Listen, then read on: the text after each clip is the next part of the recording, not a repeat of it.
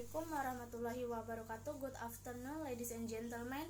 I would like to say thank you for coming in your presentation today. It's great to see you all. Let me introduce myself. My name is Putri Sade Imtinan Kesuma. In this opportunity, I would like to present about konsolidasi BPJS. In this first, let's try this presentation for me. Okay. Konsolidasi BPJS, rekam medis. Rumah sakit sebagai salah satu pendukung sistem kesehatan sebagaimana sarana pelayanan kesehatan perlu terus meningkatkan mutu pelayanan dalam suatu bidang untuk mengikuti perkembangan yang ada. Mutu suatu tempat pelayanan kesehatan tidak hanya diukur dari kemampuan medis dan pramedis, kelengkapan fasilitas kesehatan, tetapi juga dapat dilihat dari kelengkapan administrasinya. Terkait dengan kelengkapan administrasi dalam suatu unit pelayanan kesehatan, pada buku pedoman manajemen informasi kesehatan di sarana pelayanan kesehatan menyebutkan bahwa di rumah sakit maupun di unit-unit pelayanan kesehatan dikenal 3 sumber data, yaitu berkas administrasi, hasil pendataan identitas pasien, dan rekam medis pasien. Salah satu isi dalam berkas rekam medis yaitu data diagnosa dan tindakan yang diberikan kepada pasien. Salah satu tujuan dari rekam medik adalah pembiayaan rumah sakit, di mana saat ini berkembang adalah sistem pembiayaan secara retrospek, yaitu pembayaran di belakang. DRG adalah salah satu pembiayaan secara retrospektif yang pembayarannya berdasarkan diagnosis. Rumah sakit yang bekerja sama dengan pemerintah, pembebanan biaya pengobatan kepada pasien ditetapkan dan diatur oleh pemerintah, sehingga pihak pemberian pelayanan kesehatan tidak bisa dengan sewenang-wenangnya menentukan biaya pengobatan pasien.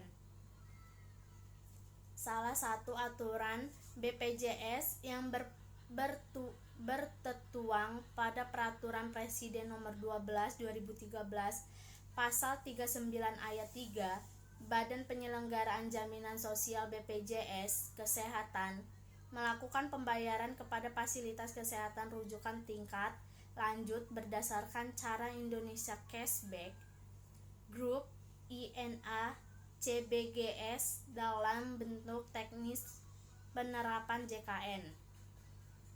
Cashback Group merupakan salah satu sistem Cashmix, yaitu pengelompokan beberapa penyakit yang mempunyai gejala atau ciri yang sama serta pemakaian sumber daya, biaya perawatan yang sama, dan prosedur atau tindakan pelayanan di suatu rumah sakit yang dikaitkan dengan pembiayaan yang bertujuan untuk meningkatkan mutu dan efektivitas pelayanan terhadap pasien di fasilitas kesehatan. Sistem Cashmix merupakan suatu sistem pengelompokan pasien berdasarkan kemiripan, karakteristik klinis, dan homogenitas sumber daya yang digunakan, di mana sistem ini dinilai mampu mengestimasi untuk menyediakan pelayanan kesehatan di rumah sakit sesuai dengan kondisi pasien secara efektif dan efisien. Sistem ini akan menghindari penggunaan alat kedokteran canggih secara berlebihan serta memberikan obat-obatan yang tidak diperlukan. Dalam INA CBGS digunakan pengelompokan ini digunakan untuk menggunakan kode-kode tertentu yang terdiri dari 14.500 kode diagnosa ICD-10 dan 7.500 kode prosedur atau tindakan ICD-9. Pengkombinasian ribuan kode diagnosis dan prosedur tersebut tidak mungkin dilakukan secara manual. Untuk itu diperlukan sebuah perangkat lunak yang disebut dengan Grouper. Grouper ini menggabungkan sekitar 23.000 kode ke dalam banyak kelompok atau grup yang terdiri dari 23 major diagnostik. Kategori MDC terdiri pula dari 1077 kode INA DRG yang terbagi menjadi 798 kode unit rawat inap dan 288 kode untuk rawat jalan. Setelah dilakukan Grouper, akan keluar tarif dari masing-masing kelompok. Dalam penentuan tarif pada program CBGS, beberapa hal yang perlu diperhatikan adalah kelengkapan berkas rekam medik pasien. Diutamakan 1. Diagnosis. Diagnosis ada 2, yaitu diagnosis utama dan diagnosis sekunder. Diagnosis utama adalah diagnosis akhir atau final yang dipilih dokter pada hari terakhir perawatan dengan kriteria paling banyak menggunakan sumber daya, atau hari rawatan paling lama. Ciri-ciri diagnosis utama ditetapkan pada akhir perawatan pasien. Memiliki tanggung jawab utama untuk pasien menerima segala tindakan rawatan atau berbagai bentuk tes pemeriksaan. Jika lebih dari 1 diagnosis, dipilih salah satu diagnosis yang paling banyak menggunakan resource, SDM, bahan pakai habis, peralatan medik, tes, pemeriksaan, dan lain-lain. Dan jika tidak ada diagnosis yang bisa dijadikan diagnosis utama, maka symptom abnormal finding of problem can be selections. Diagnosa sekunder atau tambahan adalah diagnosa selain dari diagnosis utama yang sudah ada sebelum pasien dirawat di rumah sakit dan muncul sebagai akibat dari tindakan penatalaksanaan rawatan pasien selama di rumah sakit. Diagnosis sekunder ada komplikasi adalah diagnosis yang muncul setelah pasien berada di rumah sakit, dan comorbidity adalah diagnosis lain yang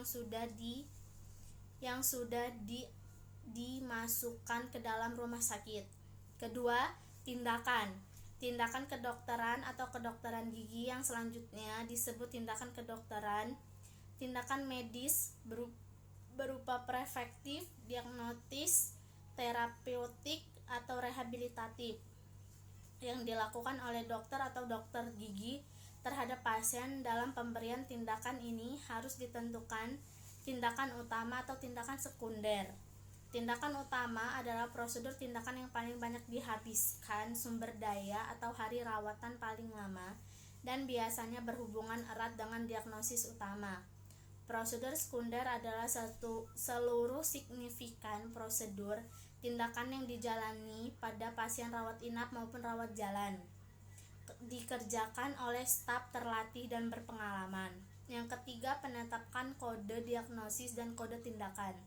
Pemberian kode adalah pemberian penetapan kode dengan menggunakan huruf atau angka atau kombinasi huruf dalam angka yang mewakili komponen data. Kecepatan dan ketetapan pemberian kode dari suatu diagnosis sangat tergantung kepada pelaksanaan yang menangani berkas rekam medis tersebut. Tenaga medis dalam penetapan diagnosis, tenaga rekam medis sebagai pemberian kode, tenaga kesehatan lainnya. Penetapan diagnosis seseorang merupakan kewajiban dan tanggung jawab dokter. Tenaga medis yang terkait tidak boleh diubah, oleh karenanya harus diagnosis yang ada dalam rekam medis diisi dengan kelengkapan dan jelas sesuai dengan arahan pada buku ICD-10. Tenaga rekam medis sebagai pemberian kode tanggung jawab atau keakuratan kode dari suatu diagnosis yang sudah ditetapkan oleh tenaga medis. Oleh karena itu, untuk hal yang kurang jelas atau tidak lengkap, sebelum kode ditetapkan, komunikasikan terlebih dahulu pada dokter yang membuat diagnosis tersebut. Untuk lebih jelas, akan ditampilkan contoh sebagai berikut. Yang pertama, dengan kasus serangan asma di unit gawat darurat, di mana pasien mendapatkan penanganan tindakan nebulizer, tetapi dalam berkas rekam medis tidak dicantumkan tindakan, hanya ditulis pada obat saja.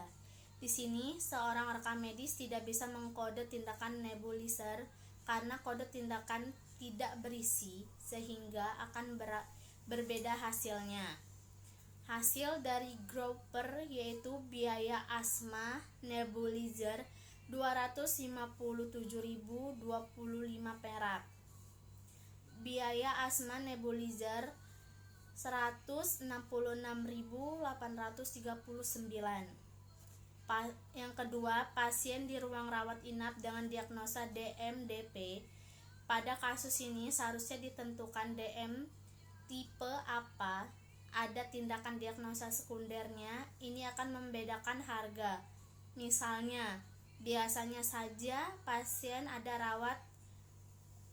riwayat HT.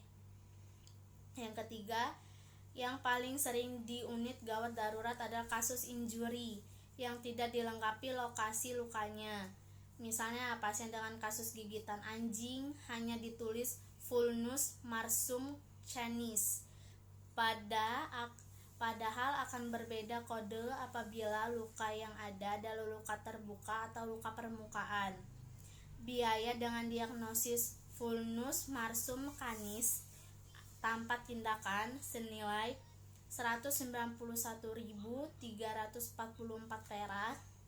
Biaya dengan diagnosis luka terbuka dengan kiri dan dilakukan rawat luka senilai 1.420.341 perak. Dari uraian di atas dapat kita lihat bahwa kelengkapan rekam medis akan sangat menentukan besar klaim yang didapat oleh pihak rumah sakit. Buatlah rekam medik yang tepat dan dapat dibaca sehingga tidak dapat membuat keraguan dalam penentuan kode diagnosis dan kode tindakan. Semakin kelengkapan rekam medis akan membuat pengklaiman benar sehingga tidak ada fraud atau upcoding maupun downcoding yang akan merugikan salah satu pihak. Okay, thanks all your presentation today and thank you so much for your attention. Wassalamualaikum warahmatullahi wabarakatuh.